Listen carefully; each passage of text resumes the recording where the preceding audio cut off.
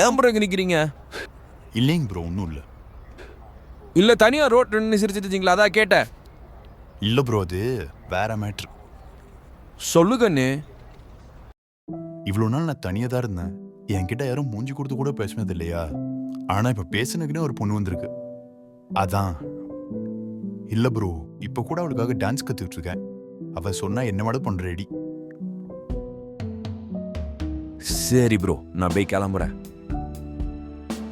என்னடா புது சட்டையை கசக்குற? சைக்கோடா நீ. நடிக்காதடா.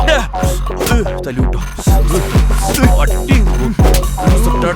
புது சட்டை இது என்னோட புது சட்டை. நீ சொன்னாலும் சொல்லாட்டியோ அவனை கொல்றது அந்த பிளானே. ஆபரேட்டர் தாடி தோறா.